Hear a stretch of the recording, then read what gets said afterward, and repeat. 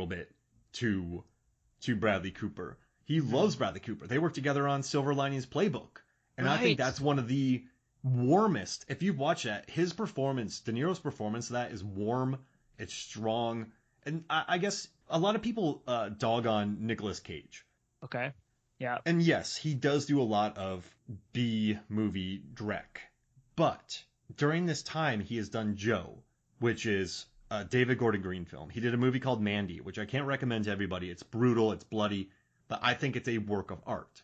I think it's a legitimate tour de force, beautiful film, and he's amazing in it. He was in The Color Out of Space, which I think was excellent. He was in Kick-Ass, which I think was really good. Yeah, he recently did work in a movie called Pig, which I think is one of my top 5 of 2021 so far. He's in Willy's Wonderland, which I think is a very inspiring performance. Cool. I just think you get with a director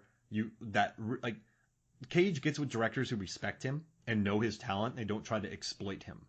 And so then he's excellent in those movies.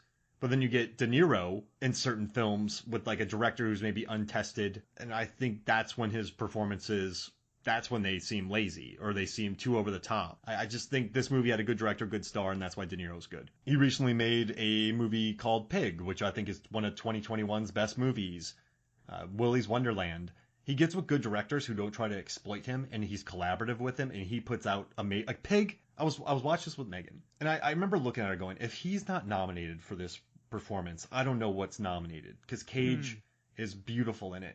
And I think this film, De Niro, Silver Linings Playbook, he can still put out really good roles. I just watched a movie with him with Morgan Freeman and Tommy Lee Jones. I forgot the name of it. They like pushed it. It was supposed to be in theaters. Then they sent me an email. I forget the name because it just wasn't that good.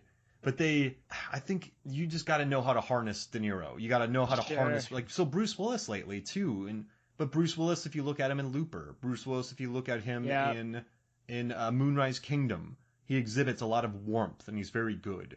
Yeah. I just think it's directors know how to use them, and I think Neil Burger is one of those directors. So this wasn't the hardest role by any means for De Niro, but it fit him as a person, as an actor. If that makes sense. Yeah, absolutely. And it's a great shout to Silver Linings Playbook. I just looked. He actually got nominated for Best Supporting Actor for that. He's so good, and he's warm, and he's I remember watching that movie, and I get these weird feelings sometimes. I'm like, man, he's really good. He's going to get nominated. I just had a feeling.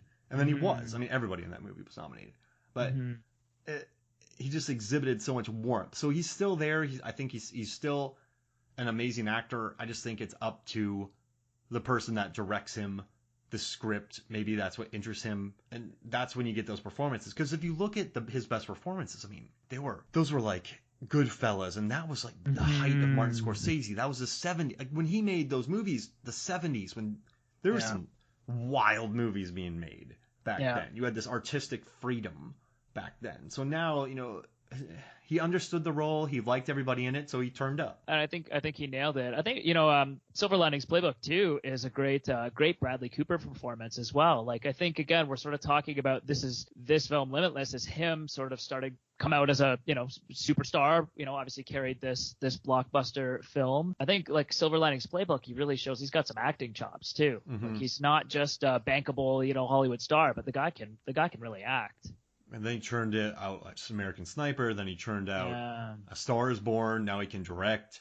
Yeah. So I think he's always wanted to be that person. But if we look at Colin Farrell, when he came out, he hit big with Tigerland.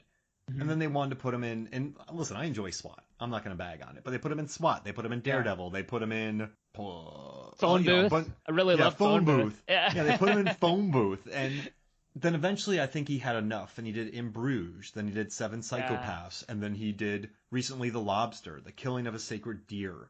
He's really embraced his character actor. He's good in The Gentleman. Style. Yeah, oh man, I love The Gentleman. Love my The Gentleman. Gosh. Yeah. McConaughey is everyone's amazing in that movie. Yeah. Charlie Hunnam is amazing. I don't care about hyperbole. I love that movie.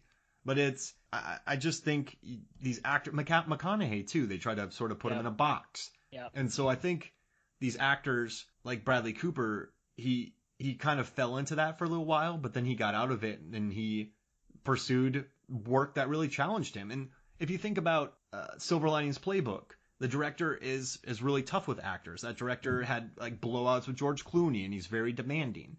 And then he went and did American Sniper with Clint Eastwood. Clint Eastwood, you do 1 or 2 takes, and then you move on. You're done. Yeah. So as an actor, you want to do that. Like that's right. Like that's, I don't know. That's cool. I'm gonna go do a Clint Eastwood picture. It's gonna shoot for 14 days, and I get 1 take.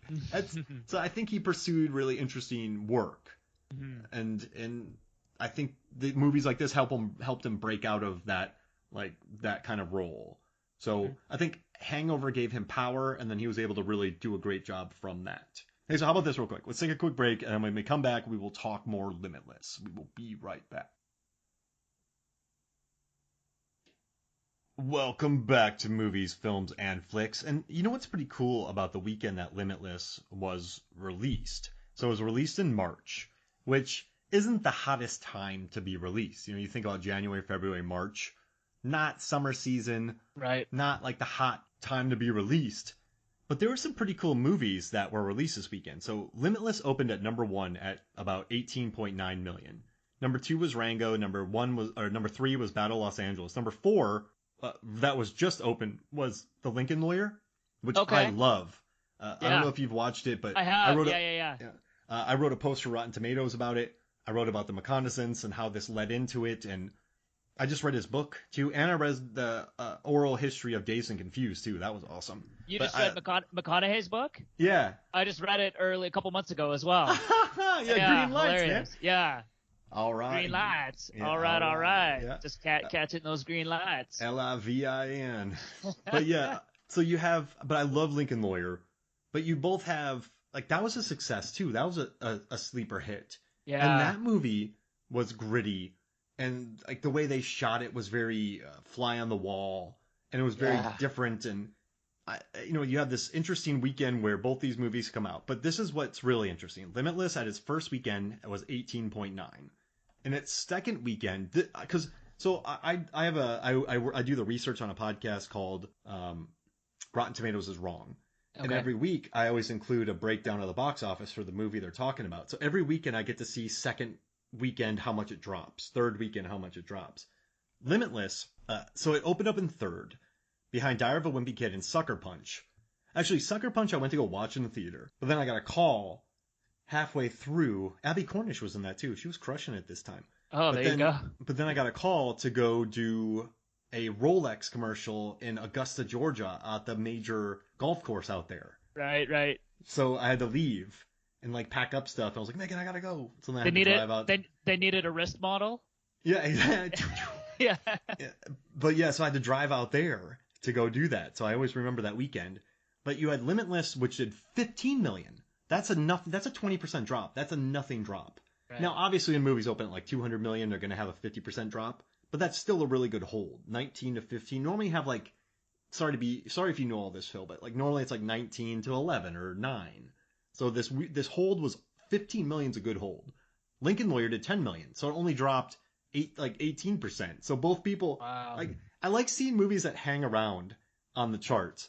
And then the third weekend, it had a slight dip, but still, like, these both movies only dropped like 2 million each. So, like, Limitless was around 10 million, Lincoln Lawyer was around 7. So they both were like hanging around the theaters. And I love that. Like, as all these new movies were coming in, like Sucker Punch in its second weekend made less than Limitless and Lincoln Lawyer in their third weekends.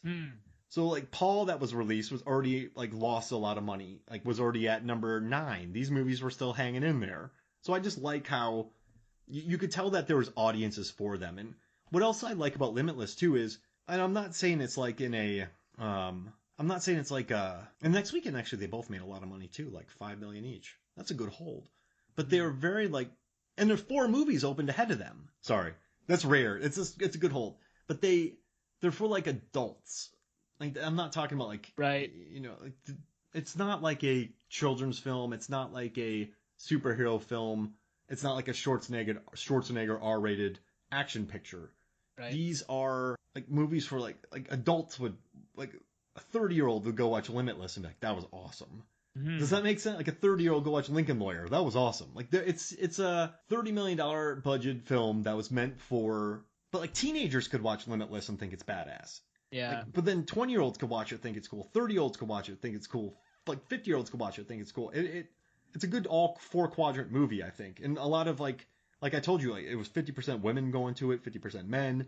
Yeah. So broad appeal. Yeah, 4-quadrant movie. Like Yeah. National Treasure, they called it a 4-quadrant movie. And Right. I think that is the same for this picture. But I know I just went through a long box office talk about it, but I think that's what kept it. My whole point is so many people wanted to go see it and not your typical audience. Like they just word of mouth kept it going, and like I said, just adults wanted to go see this. Like it looked like a cool how old was I? 29-year-old Mark went and watched this and I was like, this is awesome. Right. Yeah. Well, and like you're saying, not part of a franchise, original IP, one and done. I mean, obviously now I know there's a TV show that has spawned out of this. Have you seen the TV show? I know it did one season, was canceled, but okay. I remember like Bradley Cooper showed up in it, but I don't know if I want that show. Yeah. Because it's basically like Chuck, which I love. Did you ever watch Chuck? We started Chuck. I should go back and revisit that. I feel like we got a couple episodes in and never and kind of abandoned it. Maybe probably too early. Yeah, I love it, but they kept trying to cancel it, so they never knew if they were going to have like a second, third, fourth season. It stayed around. It stayed around. It stayed around like 5 seasons, but they're like, we don't know if you're going to be back next. Right. So then they never knew what to do the following year. Yeah. They couldn't have like a totally cohesive plan. But I just liked everybody in it. Right. But what was I talking about? He goes full Chuck.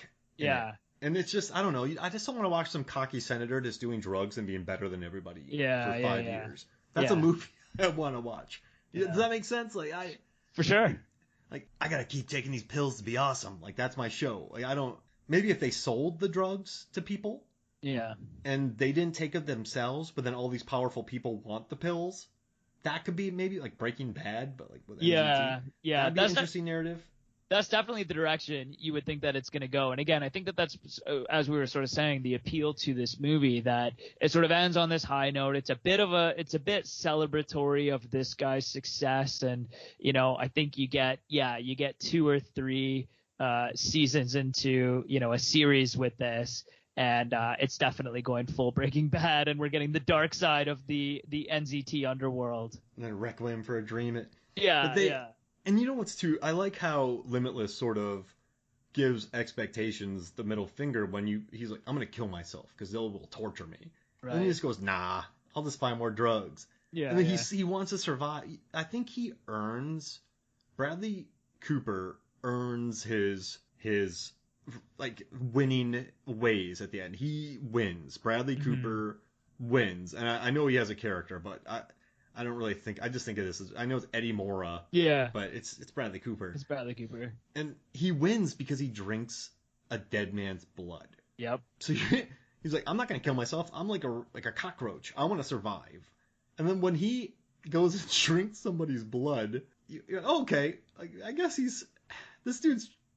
It's going to be a fight to keep this going, and I admire that about him. I still remember that. I remember that was one of those, like, watching it in the theater, like, the audience gasped as you realized what he was going to do, like, right before. I still remember that.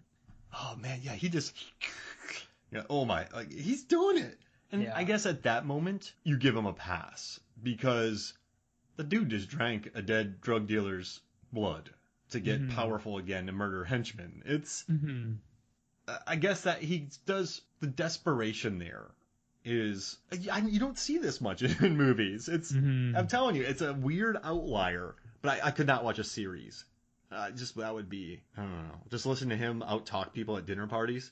I got Hannibal for that. That'd be way better. So, but no, it's, you said when you watched this that you wanted to go work out and like drive sports cars and stuff. Yeah, I think that movie sort of has that effect on you too, right? Never Back Down had that on you. Never Back Down. I was like doing laps around the block after watching that for sure. And this maybe not quite as much, but I was Never Back Down got me fired up for sure. I was doing pull-ups in the backyard after that one. You know what was my ultimate movie? So when I was in college, I got up to 250 pounds, but I was like, I could bench 350, I could press 185, like I could curl 145, like I got real big and strong. But like one day playing basketball, it really hurt my knee, and I was like, I was like, I'm not gonna play sports. I'm not a tight end for a D1 school. I was like, I don't really need